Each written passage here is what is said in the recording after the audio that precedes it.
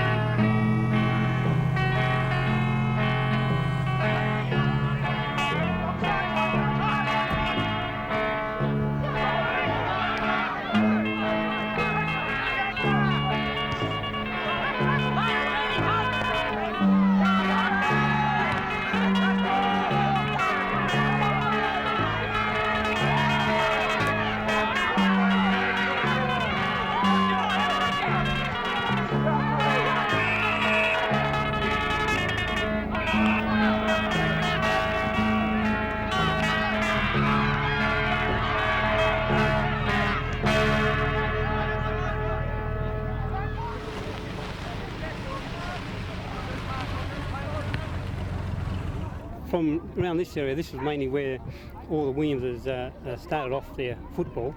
You go back to the days when you had Lance Williams, old Uncle Lansley used to tell us about when he used to play carnival football. And then here at Tambellup he had guys like Hartley Williams, Warren Williams and Lancer Williams, all brothers of brothers. And I think Hartley tried out at Subiaco at one time, but I remember one time when he went to a carnival, I think it was in Mount Barker, that he wasn't even picked in the squad. And he went down there and they were short.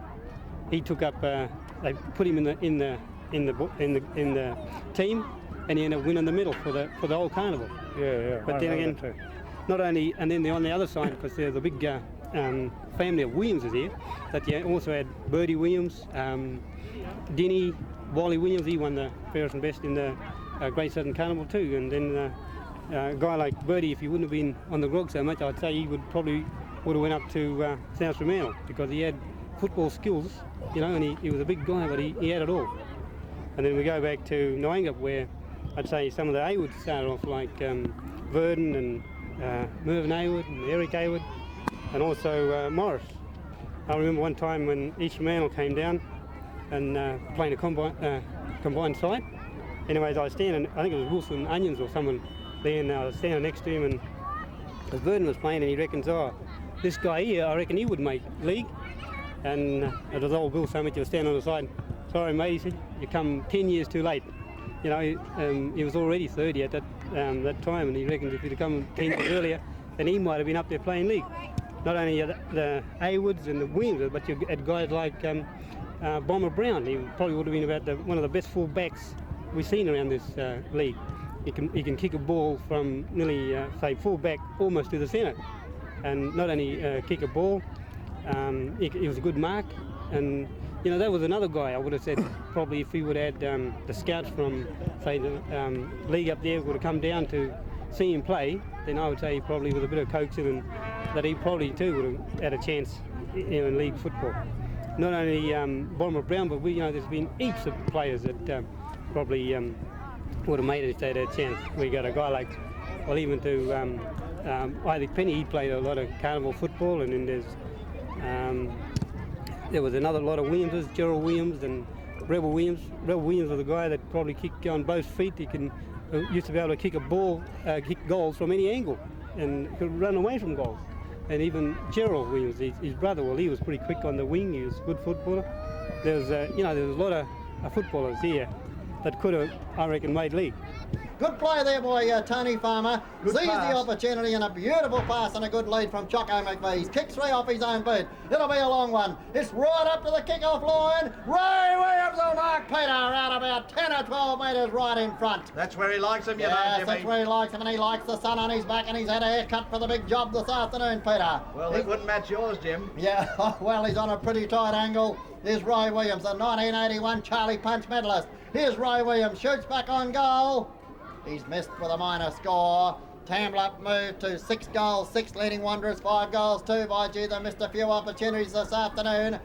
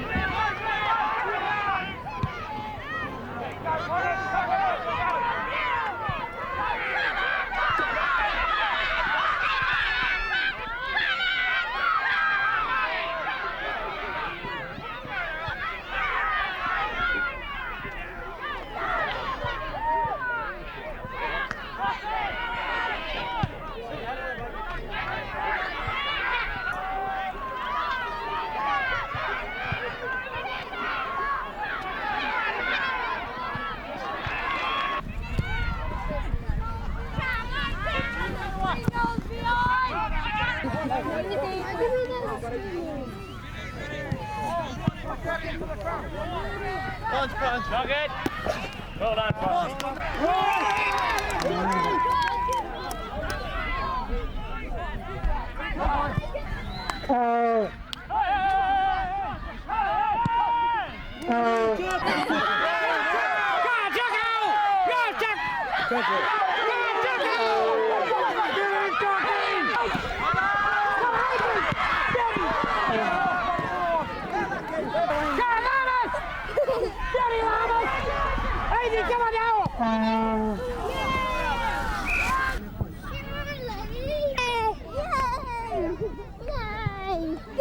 When I played footy, I reckon I knew some blokes, especially rovers. They always did. All I thought that there was the best. There was Owen Woods, Arthur Williams, and Willie Farmer. I always thought they were one of the greatest for rovers, you know. And it's on this paper. I was centre half back every time I play footy. And I reckon they were pretty great footballers. But I'd say, as far as they were concerned, I would say they were good footballers. But old Morris Hayward would have been the best, I think, wouldn't he? Yeah, Murray would have been. Yeah, he would have been the best out of the younger Haywards. That's that old Billy's son. Billy Hayward's son. He had 4 sons. Moldy was good. Yeah, and Owen would have been the grandson of Billy Hayward. He was number 1. Yeah, but I say he was the grandson of Billy Hayward. Owen Woods, Willie Farmer, Arthur Williams. I think they're the greatest rovers I've seen since I was playing footy. Probably one of the best footballers probably played around here would have been a guy named Morgan Williams. He had the skills, you know, he could almost ruck and rove to his own ball, and I believe that if he would have went to Perth or been in training and went up there and had a go, he would have made it, because He's won Sunday time medals here and he's played in Carmel, but it was just grog that sort of got him down, I think, and that's probably would have been one of the things that would have stopped a lot of our footballers, you know, because they used to drink a lot, and although footy it never seemed to worry them, you know, they can probably get drunk that night and still go out and play the next day, but to go up to Perth, I think it's a little bit hard to, you know, when you've got to get into train 3-4 times a week and then also leave the grog alone, and then not only that, get away from you're taken, because in those days it was pretty hard to leave your family, you know what I mean, to take them away up to Perth. But today you've got everyone sort of, all our families living in Perth. And talk about football, I reckon what he said is should sum it up a lot, because I say, as far as coloured people are concerned, I reckon Hartley Williams would have been the best. It's sort of pretty hard to say who was the best, because we've got a lot of good. My opinion, he was the top. We've got a lot of good footballers down this way. Yeah. Although I believe today footy's not as good as it was back when, probably 15 years ago. Oh, come on, Pete. Today's footy wouldn't be as good as when you played and others played. I reckon the footy's dropped out a bit.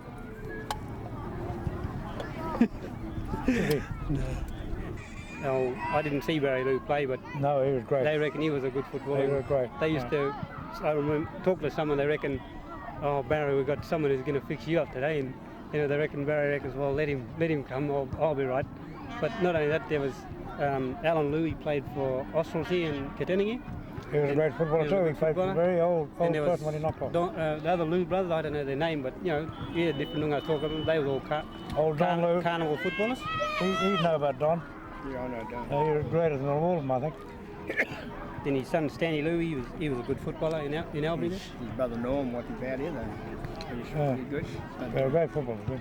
What I can say about the coloured people, all that I've ever seen play football are very clever, play a good game. It's sort of in them to be good sports, clever people. I think where you put it down is cheating like they're getting now. Coloured man really takes a bit of beating if you can beat him. If you ask any of the Noongar boys, they'll say they love playing footy anyway. It's sort of part of their life.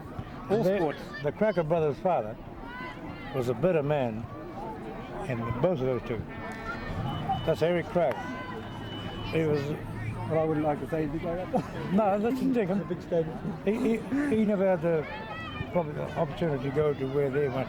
Yeah.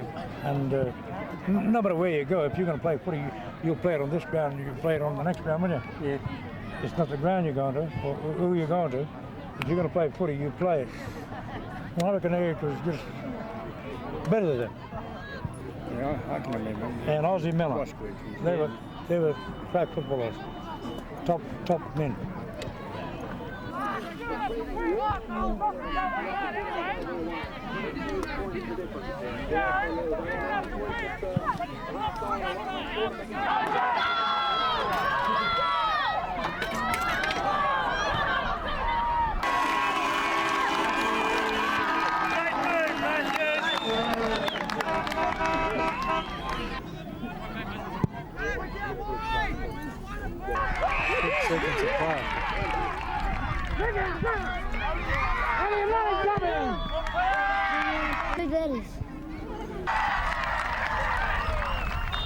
Show the supporters that have come here that we can lift back, that we can come back from 10 goals down and win a bloody game. Come on, we won't go down like a mob of dogs. We'll go down fighting hard all the way.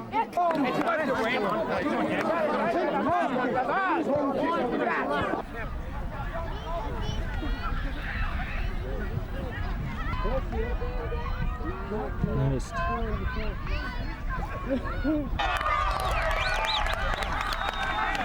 Right through the center. Yeah!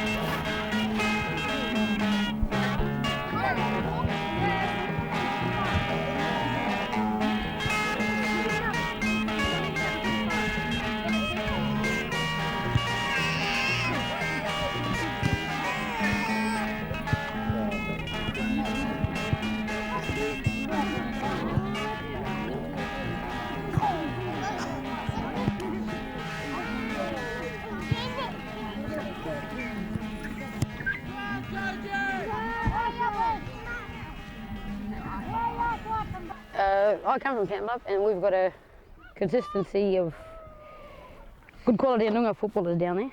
And in the A-grade side, we've got about 17 league players, and 3 of those are related to the great Polly Farmer.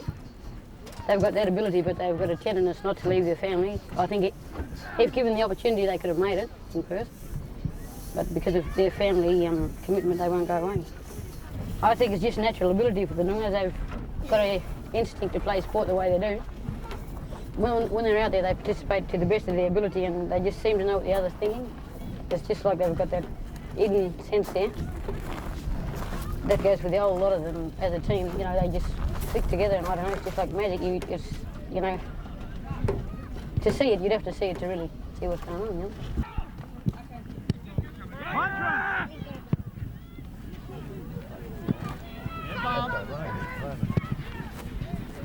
Go, give out! Go boundary, go boundary! Well done. Roll it in. Hang it. Rob. Just give out. Well done, yep. Ball, Ruckman.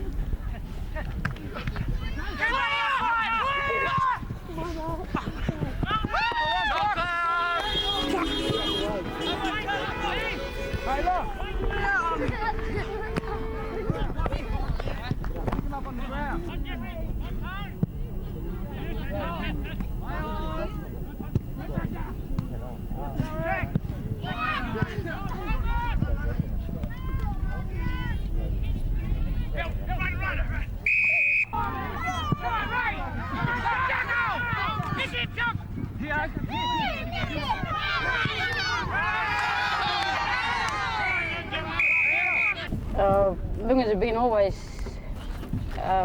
what would you say, given the bad end of the straw with regards to fighting. At 9 times out of 10, they're only doing it to protect themselves. And usually, you know, they've been slung off at it and all the other things. Maybe once or twice they might do the wrong thing, but other than that, you know, they stand up for their rights.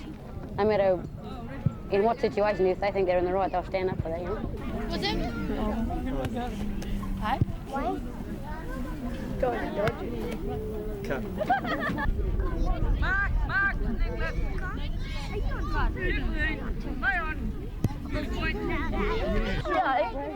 Come here, kid. Rolling. What's it?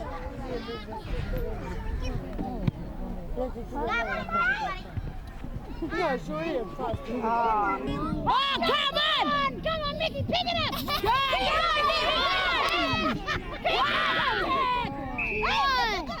Oh, come on! Close-ups. Come on, Mick, kick it! You ain't got all day! Come on, you haven't got much time! Kick it, Whitey! Come on, Peter, jump! Peter! Mick, what's the matter with you? Come on!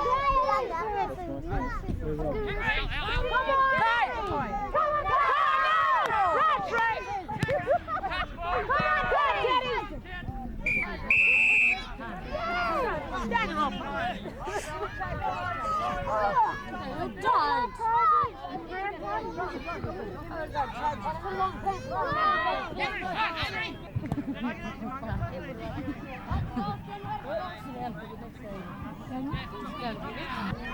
On the back window!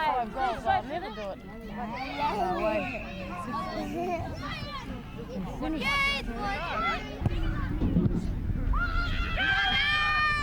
What's the nuts?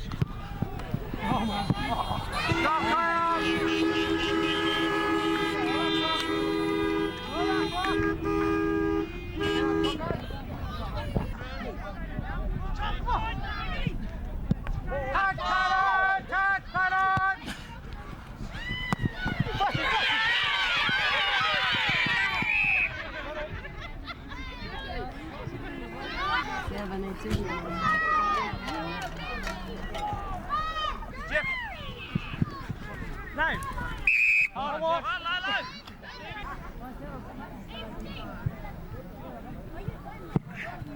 Boundary.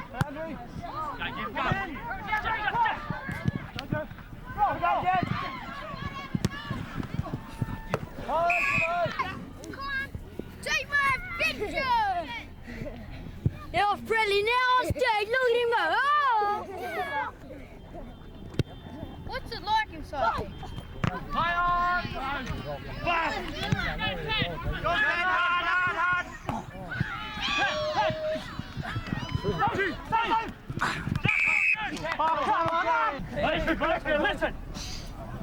up anyone else.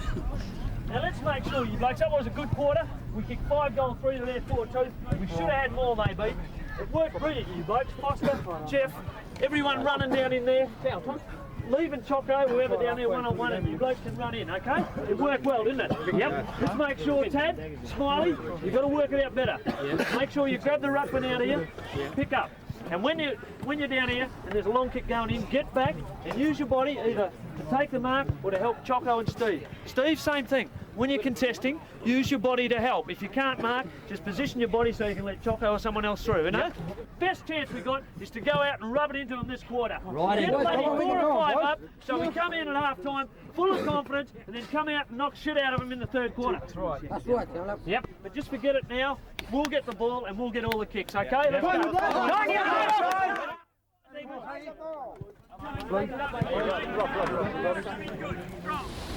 Well, I see a lot of young Noongar kids here playing junior footy. I've coached a team, and just to name a few young kids, Graham Pickett, he's won under 13's fairest and best in association. He's won the under 15's fairest and best association. And Russell Williams, he's also won this trophy, and there's been other kids. Even to my young bloke won a trophy up in where he goes to school in Gnowangerup there. He's won the fairest and best in that association. And all these kids are around under 16, and as I see, probably when they turn around 17, I don't know if it's just the lack of the coaches in the country, but I would say probably if there was a good coach, probably can get them up to Perth.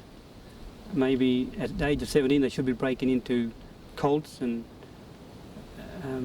I would say that I would see a lot of other Noongar kids in league football today if only we had the push for these young kids. Just looking at one guy that played at Tambellup in the grand final, young Darren Woods. He played the state schoolboys with Richard Dennis that plays for Carlton now. And if he would have stayed in Perth, he moved back to the country, but I reckon if he would have stayed in Perth and had a bit more training, he would have probably got under the coach of Mel Brown, which would have, Mel Brown sort of brought a lot of good footballers there, like Stephen Moyt and him, and I would say probably Darren could have been probably playing today if he would have only stayed with it. You aren't related. If you live in a town together, you're just like one big family anyway, because you know, the togetherness there. They're always sharing and caring, and it shows, you know, wherever if there's sorrow or anything like that, they'll travel miles to be with the people, you know, even if they aren't related. It's just a link that goes right back through the years.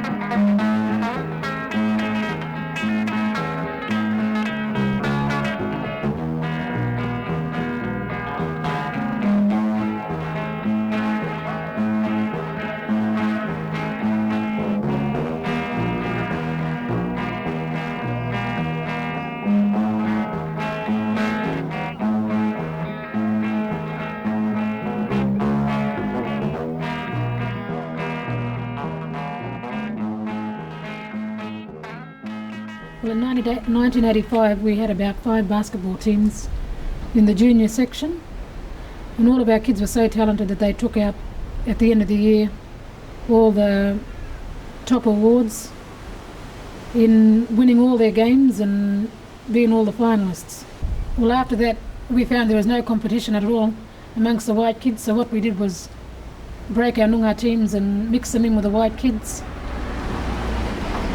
And in 1986 the competition became really strong because there were Noongar kids equally divided in all the teams. And not only that, I think it built a better relationship with the kids in the community of Katanning, and it built a relationship between our kids and theirs and the white kids. The girls come from Marribank, which is out of Katanning, about 28 kilometres out of Katanning. It's a farming community where all Noongars live. And we're just starting a business of our own in arts and crafts.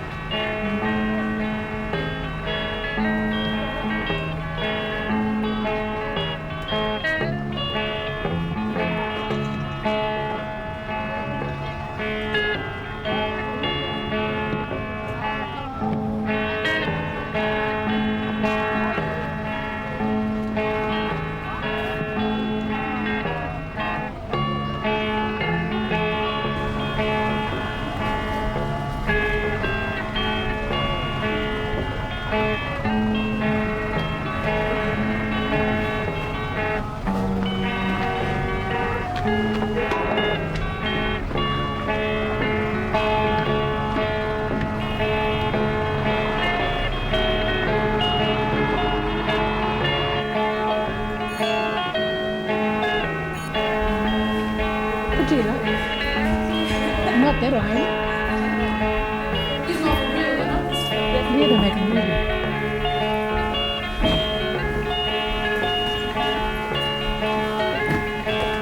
Come on.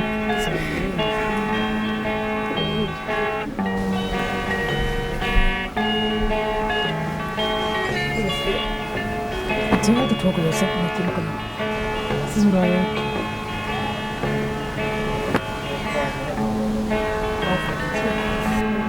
Them on the road.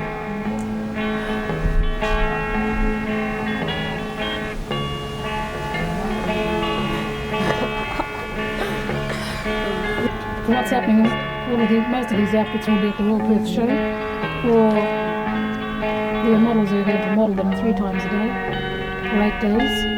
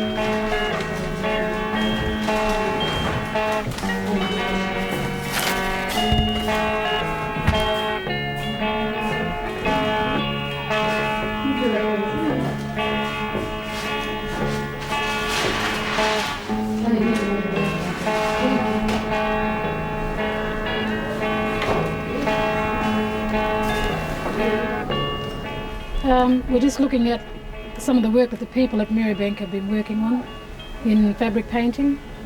The clothes that you see have been designed for fashion parades, and they were shown at Katanning, but they'll be taken to Perth so models in Perth can wear them.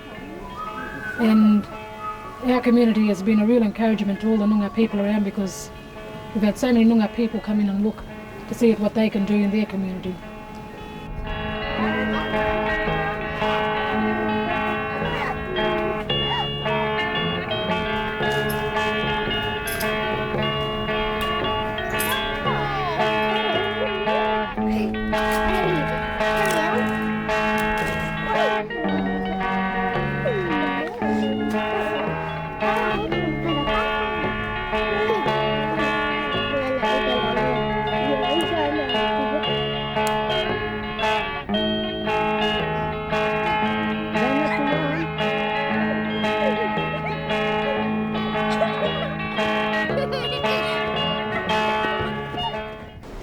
Katanning days, when my mother was a 17-year-old girl, her first baby, she was taken away from her parents to come and live here, to have her baby.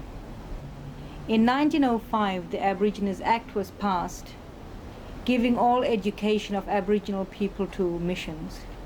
And in 1912, the people of Katanning pressured the government to remove all Aboriginals out of the vicinity of Katanning and the surrounding towns, and they were all brought to Katanning, which was then 10,000 acres.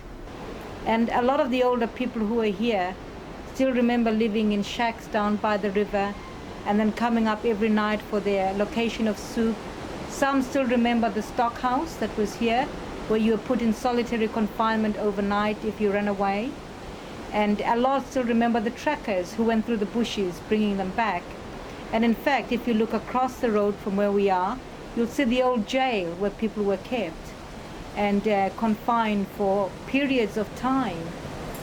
And in fact, if you read Rowley's book, that is Aboriginals in White Australia, you'll find that Katanning was one of the, he still calls it that it was more fit for animal habitation than for human habitation. And that's how bad things were during that time.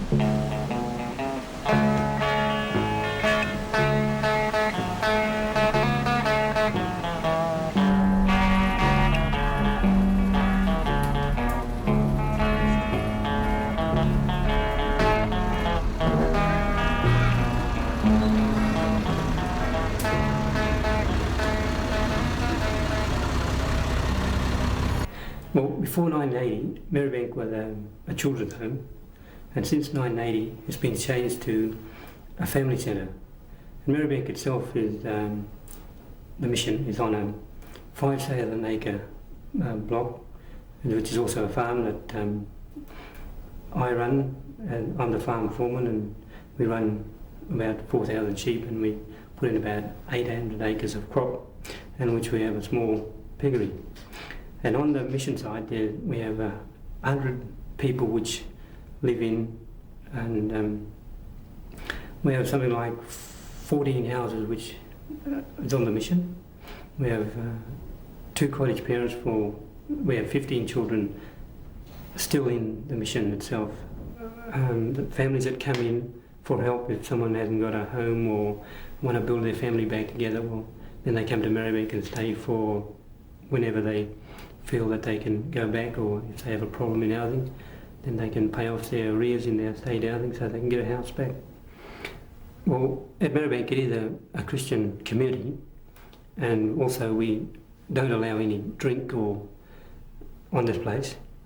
And as a Christian and living still, in the place and being able to still have contact with my people and Noongars. And I've, since I've been here, with my children, we've come here and they were only small, and I would say this place is good for children to grow up in, not only for my children, but all the other kids that are around on the mission.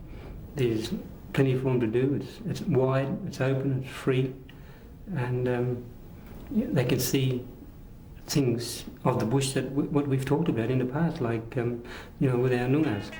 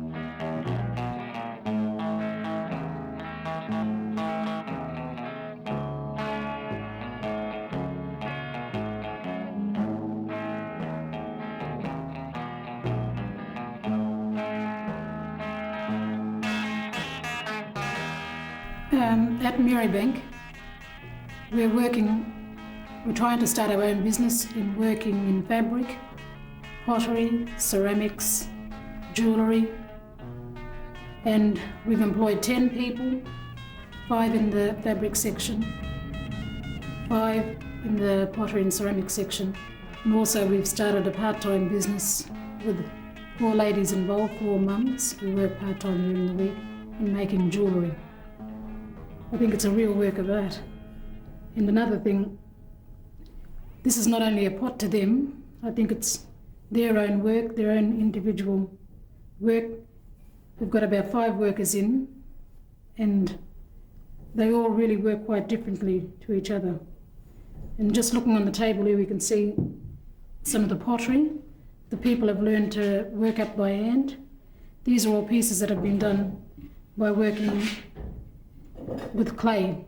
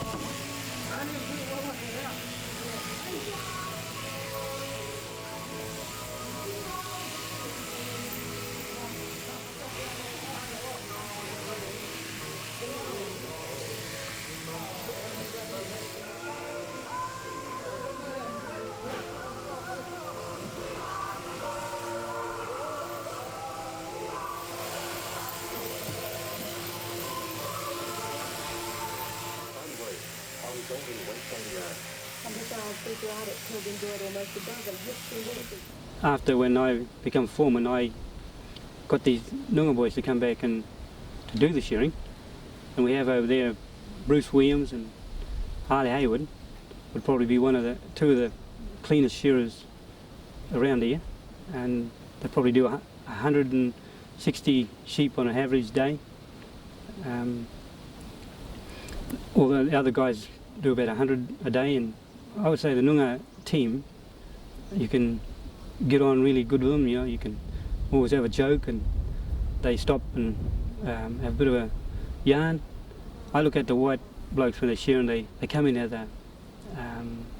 they go for big numbers, and this is where they probably give the poor old sheep a rough time. Well, these bars used to represent Katanning in the days when it's Katanning, but today is Marribank. The Noongars that work here are really independent. We all work in the community together. We all do things together, and it's more of a family type community. And I know that a lot of the Noongar people won't come back to Marribank because of the Katanning days. But now Marribank is just a community where we're starting our own business, that Noongar people are in control. Noongar people are wanting to learn about how to run their own business. And that's what we're doing out here today.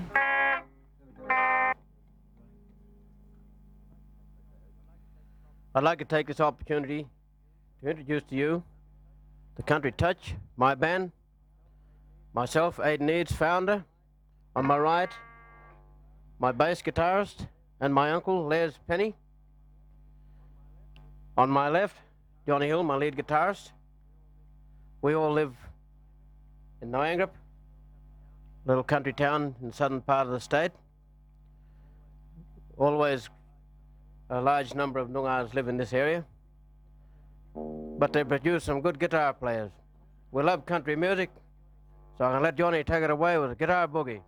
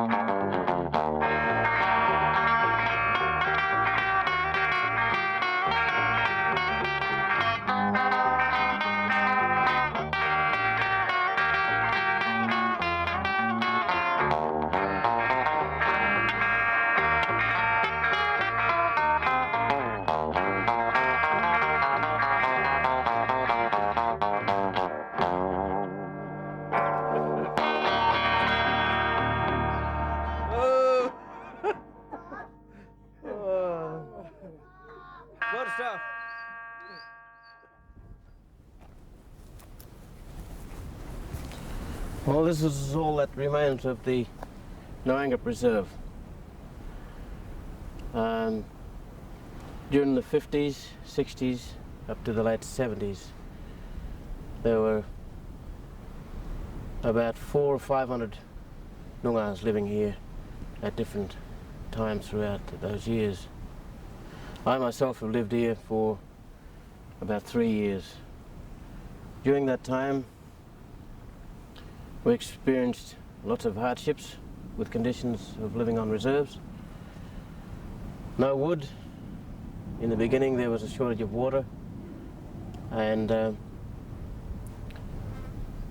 no transport. Health services weren't too good in those days. But while I was here, the activities consisted of football. That was a favourite game, and also the skittles or rounders or whatever they called it in those days, 20-a-side or more, and you not branded, but you pelted that ball as hard as you could. Whoever was struck by that ball was no longer part of that particular game. And anyway, these games went on for hours and hours, and there was a bit of hockey, and even marbles was a favourite pastime with a lot of them. Some of the families I've lived with on the reserve here was names like Williams, Knapps, Browns, the Reeds, Harts, Haywoods, Miniters, Pennies.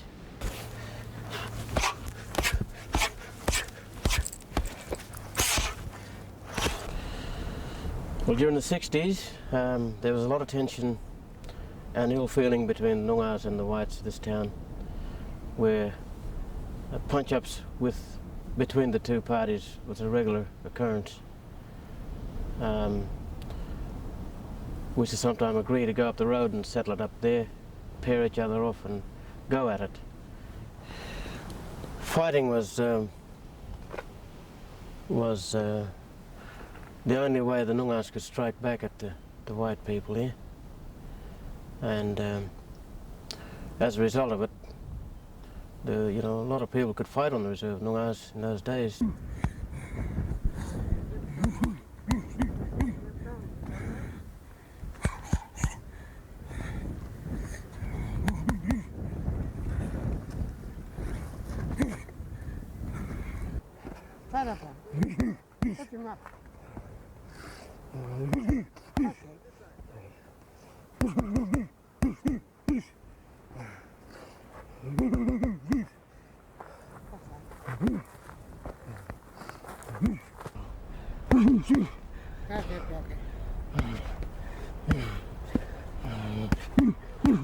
Getting into boxing, from there, we used to go to the local school down there, and as we come back from the school grounds, different times, we'd be called over to the prison, which is alongside the playground, and up on that we met a bloke by the name of Don Mackenzie, who was one of the tent boxers, and as young blokes in my age group, we used to go over there and get put into these gloves, and we would get matched up evenly.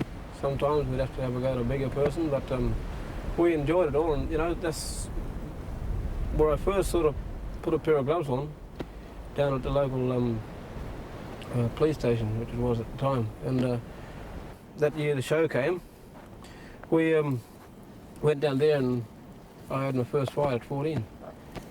And I asked Mr. Stewart about it, if I could go with him, George Stewart. And he said maybe in a year or so. So a couple of years went by, and at 16 I did go eventually.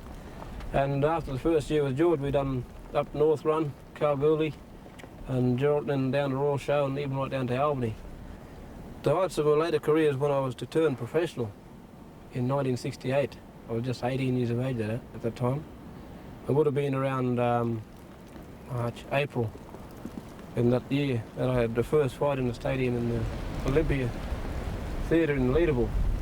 The state titles I've won from lightweight up to a middleweight in all those divisions up to there, which consists of quite a few divisions. But a lot of our boys from Gnowangerup went on to travel with the boxing troops. Cedric Roberts was one who went on to become a state lightweight champion. His brother Lomas also was a good welterweight.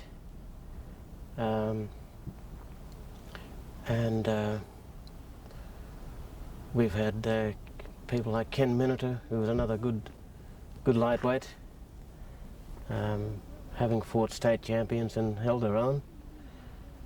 And there were people like Tommy Dawson, who was noted as one of the best pound-for-pound lightweights in the state. Jackie Cox, another boy from Kojonup that I was reared up with, and he became a lightweight state champion also.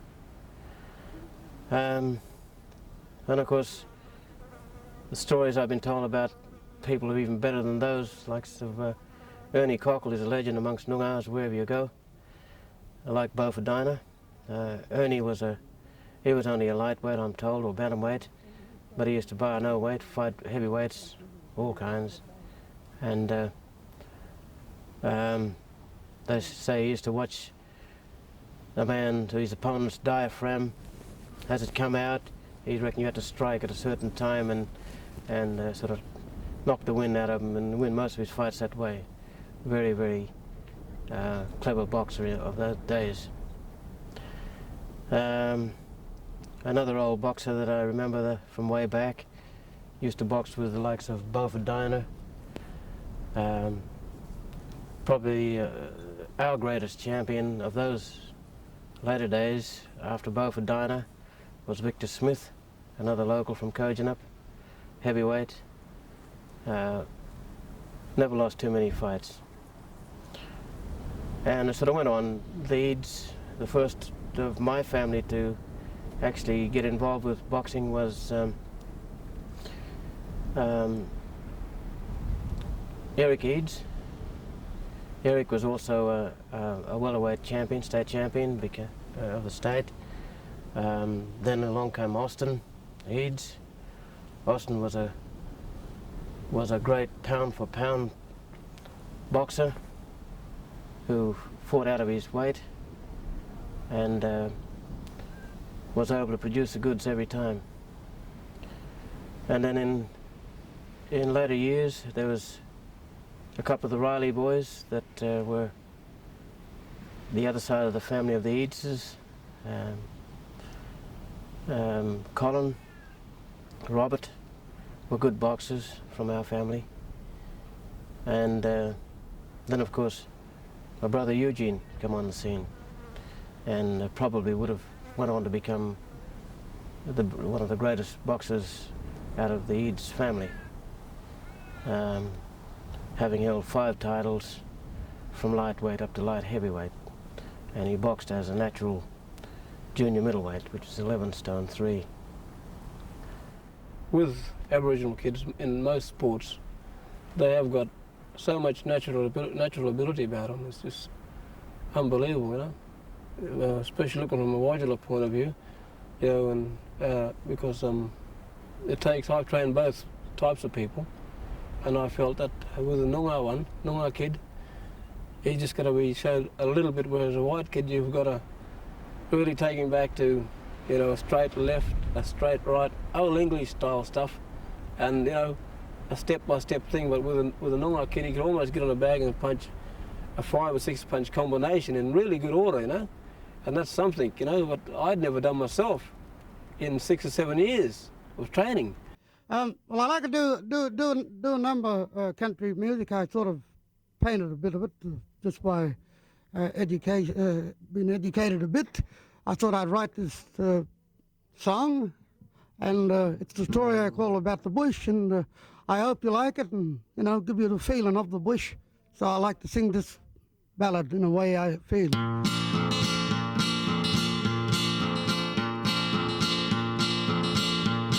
You blokes can have the city, I'll stick to the bush, far away from the town folks and the city push, far away from the traffic jams and the crowded noise. I'd be back in the country to join the country boys.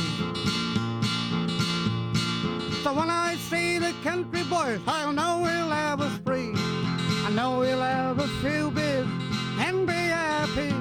So when they ask me where I'm going, I'll gladly will smile to the bush, old mates, I'm going, living in country style. If you see me in the town, it won't be for a while, because the town folks live in a different kind of style. So when they ask me where I'm going, I'll gladly will smile to the bush, old mates, I'm going, living in country style. Oh, to the bush, old mates, I'm going, I'm living in country style.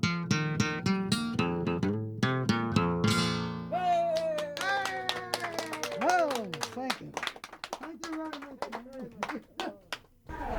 much. For me, country music is a way of life. It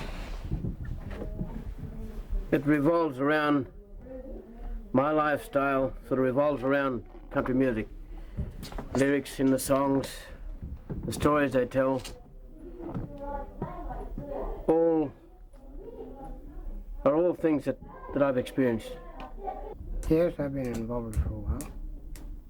Quite a few years. As you said, in the background, I was taken from our older generation, which is mainly my brothers. Now it's coming up as most of my nephews, and my grandsons. And I'd just like to continue on with it. Yes, You make me learn my own way. I've been playing, as I said before, I've played for 4,000 people in nightclubs, pubs, and you name it. I played in As long as it's country music. Yeah, it was country music. It was a bit of every type of music. My uncle learnt me, and I'm proud for music because I think music really respects my lifestyle, and I like music, and I'll always respect the music, and I'll respect people who like music. If I can make them happy, I'll do that. That's for sure, and that's the main thing, It's true. As long as people are happy.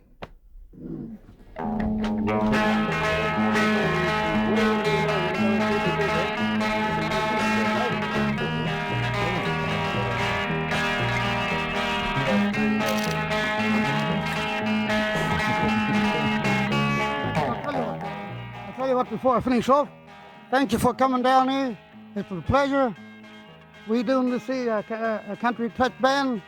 It's a pleasure for you out there, and it's a pleasure for me to entertain you. Thank you very much. Anyway, another thing I'd like to say, little things do mean so much. Don't forget the common one.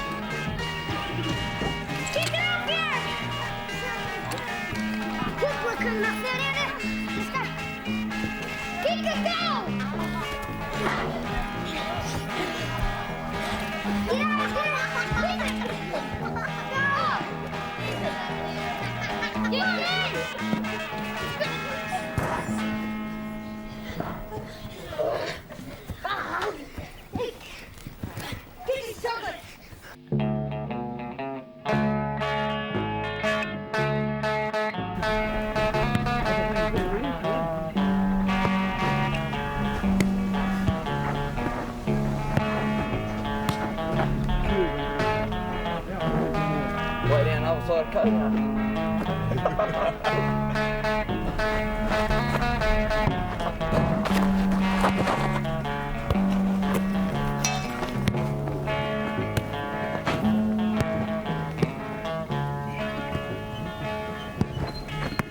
Well, the country life of an Aboriginal person is very good. It's made up through a lot of sports.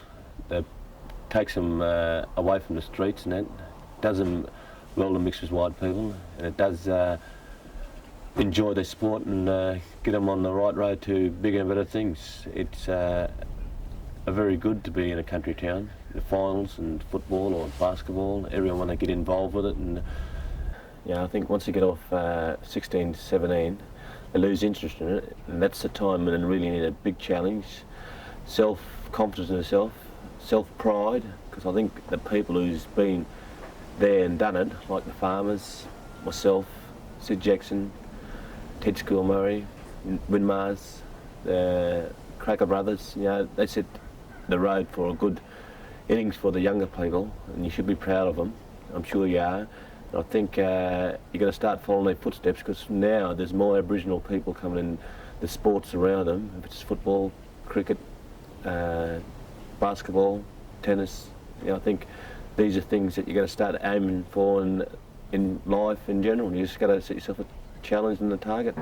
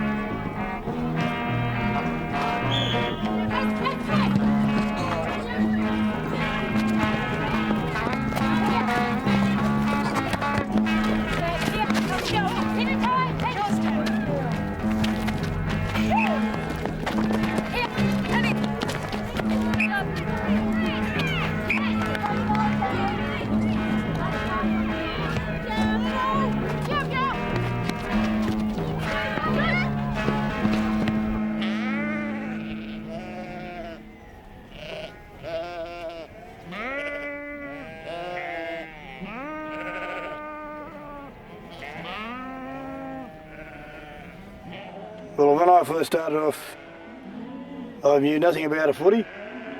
The bloke talked me into going to have a game, and I said, okay, I will. So I went along and I started playing and I got interested in it. And from then on, for 16 years, I've missed a few games through injuries. But every Sunday I'd turn up, I loved it. And I was no champion, just an average footballer, but I enjoyed every second of it. Well, ever since they knew what a football was, put it that way. They always had one with them. They've carried everywhere they went. They just about knock your head off in the house, you know, kicking up the passageway. And that's Jimmy and Phil I'm talking about. I wouldn't say they're punchy, but they're determined footballers, and they hate being beat. And if anything goes a bit wrong, well, they'll retaliate right enough, but they'll never put them off the game. And if I played on, it's a bit hard to say, but yeah, if I played on Jimmy and Phil, I don't think I'd get a kick on them, to tell the honest truth.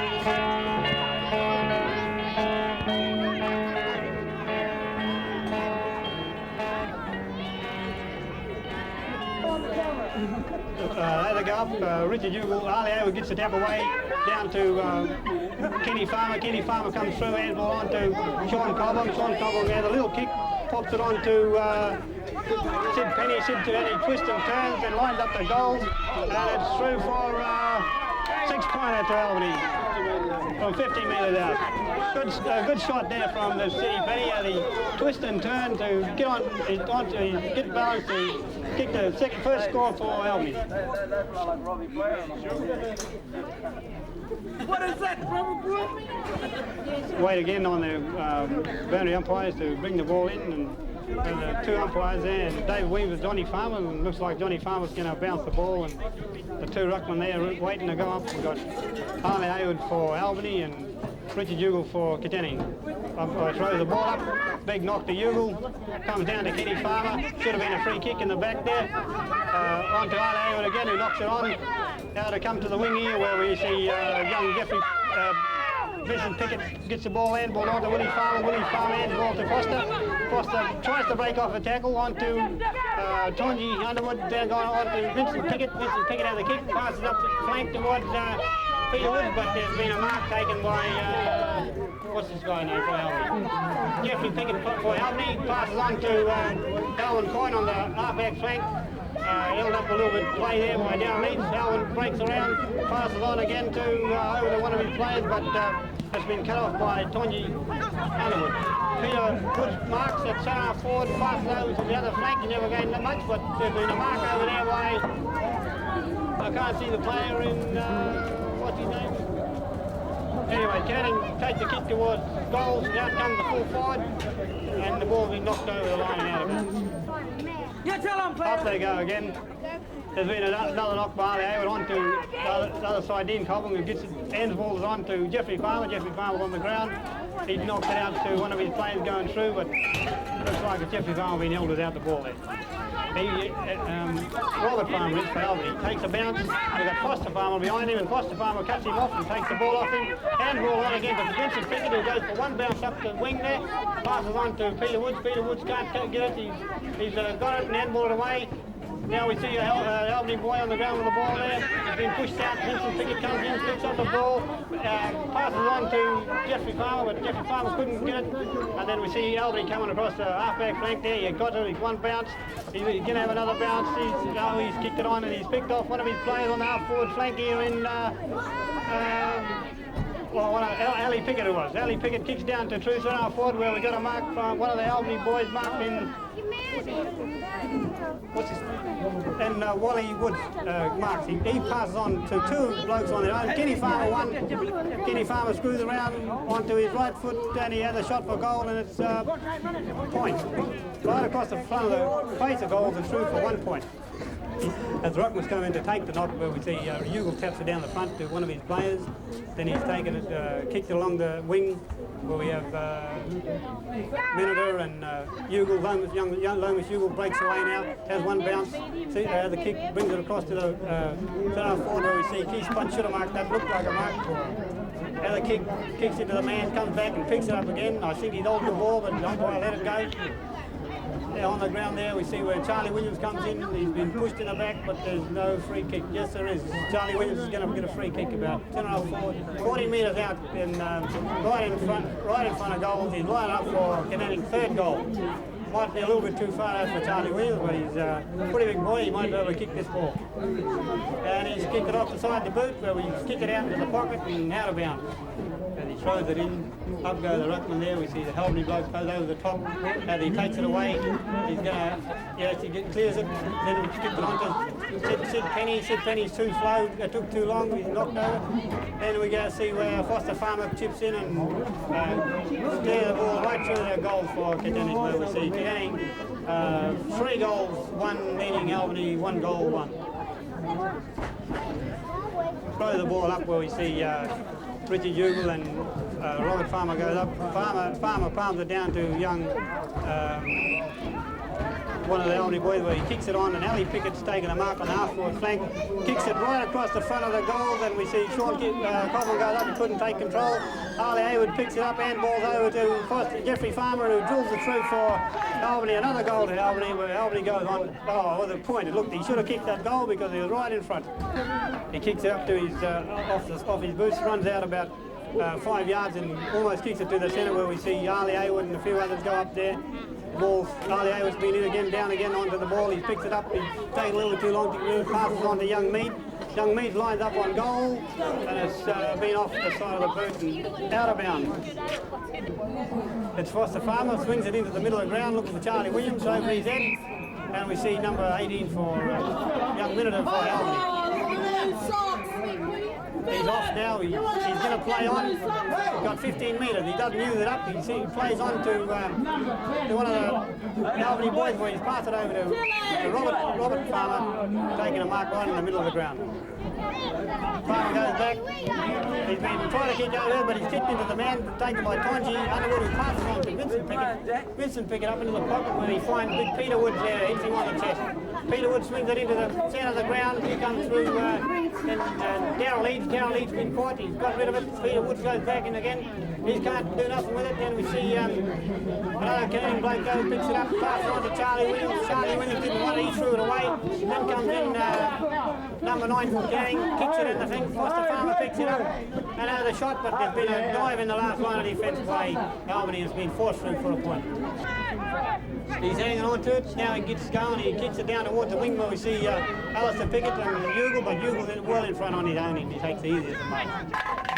Ugle goes back, he legs to handball onto Darren Woods in the middle of the ground. Darren tries to get around, yes, he swings it onto his left boot and up to centre half forward, where Lindsay Dean, centre half back for Albany, picks it up. Then he comes through and sockets it down to the middle of the ground, where we see Darren Woods for Canadian picks it up and drives it back up to centre half forward again. Then we see the ball on the boundary with number 13 there, but number 20 Underwood picks it up and balls on to Vincent Pickett. Vincent Pickett comes in for a shot at the goal, off the side of the boot and through for a point. Ugle and Hayward go for it off. Ugle takes it and takes it with two hands, then he swings it onto his boot, where he picks up an out of player in Tanya Underwood on the centre half forward, goes back, big kick, left foot down towards the pocket there, Peter Woods there, and Peter Woods takes a mark, plays on, has a shot where we see number 12 for Albany, marks it right in the goal square, then picks it up, breaks away, and picks out a little Jono Woods on a half-back flank where he has a bounce. Umpire sends something, and the umpire's going to take it back. Umpire takes it back, right back to the back pocket.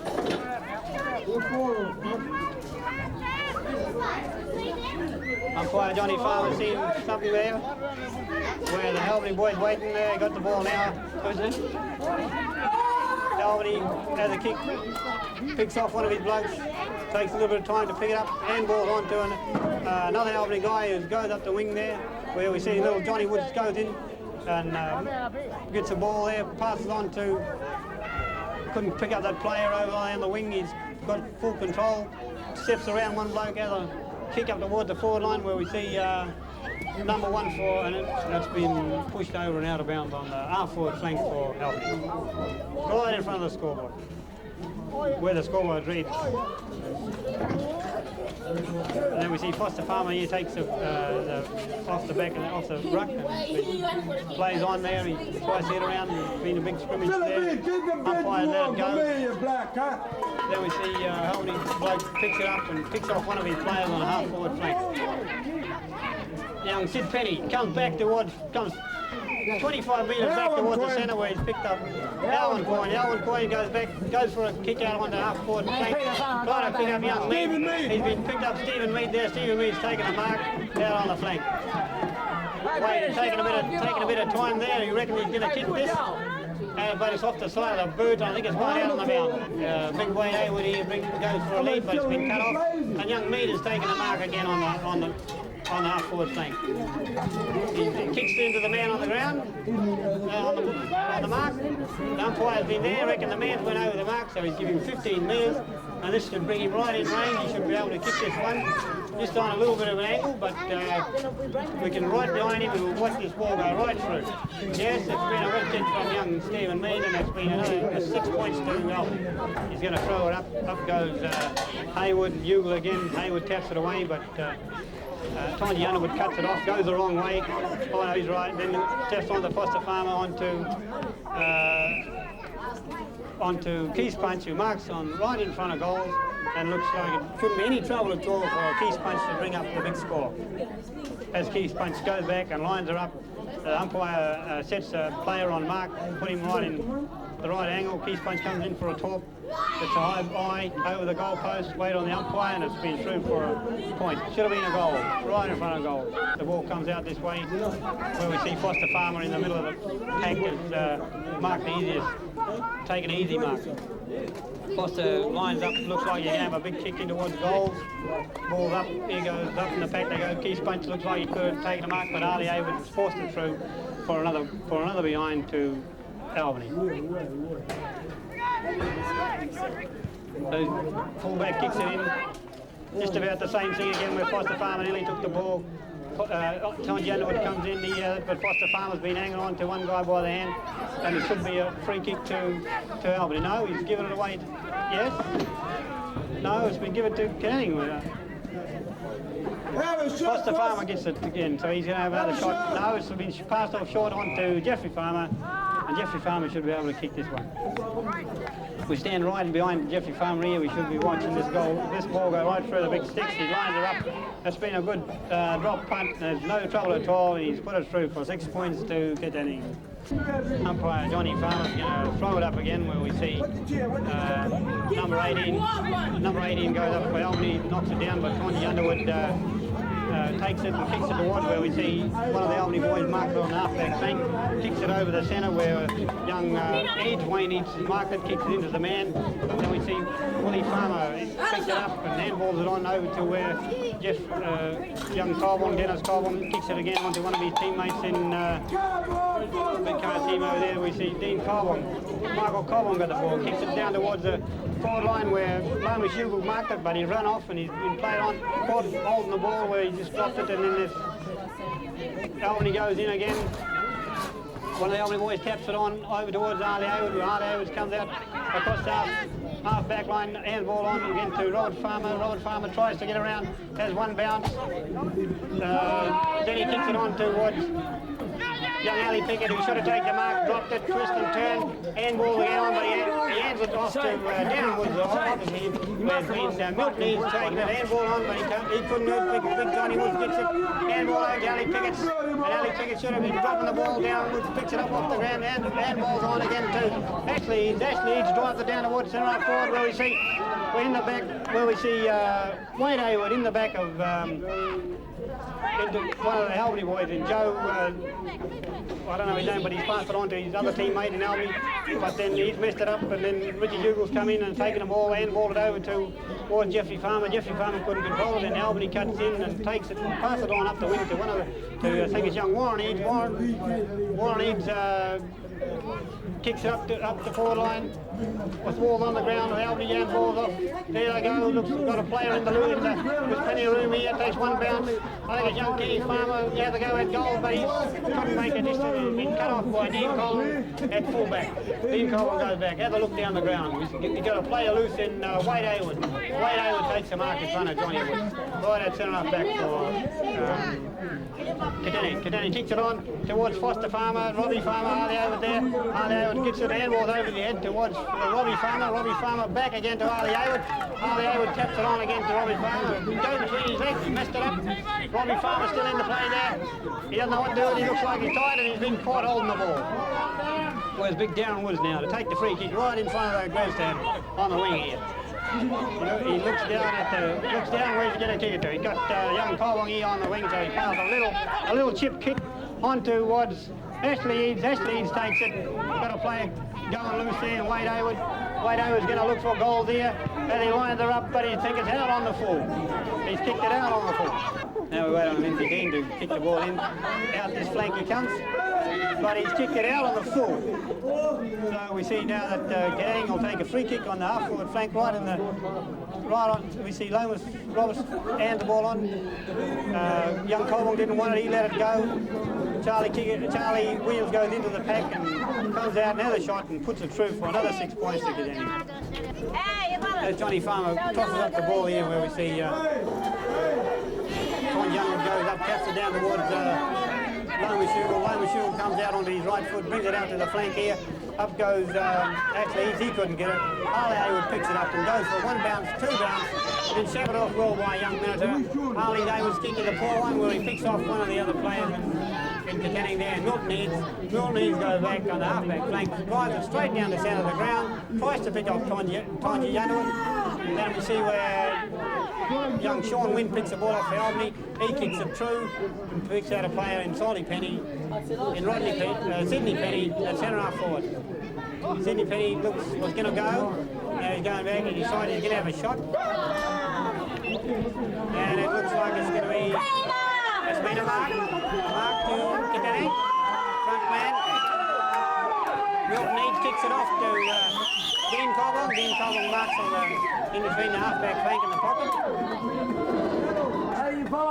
He looks upfield trying to pick off away. We see a lead in the centre now. He's kicked an island. So we got Robbie Farmer and Willie Farmer goes up for the ball. The ball being brought down to the ground where Robbie Farmer's wrestling control. Hits it and passes it off, but it's been chopped off again by Dean Cobble. And the ball's been run out of bounds right over there on the scoreboard end of the ground.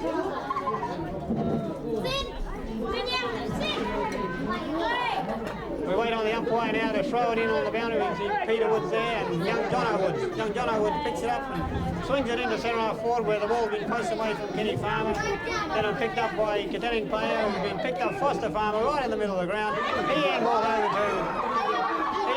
over, but the guy just couldn't pick it up. So we see Foster Farmer and Robbie Farmer fighting for the ball here, and the ball being rushed out of bounds. We've got Harley Haywood and Lomas Ugle. Harley Haywood goes up, almost takes the ball, and he takes it away 2 hands. And has a left foot kick over his shoulder where he tries to pick up Kenny Farmer. Kenny Farmer goes in, ball will be knocked away. Well, we see a bit of a peck for me, and the umpire's picked out a kick.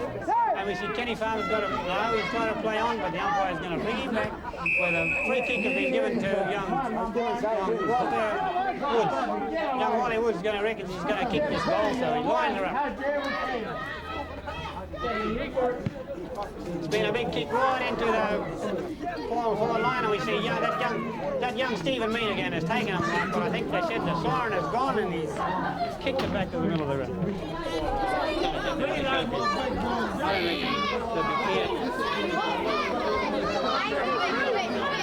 I don't think they should put they shouldn't put that on.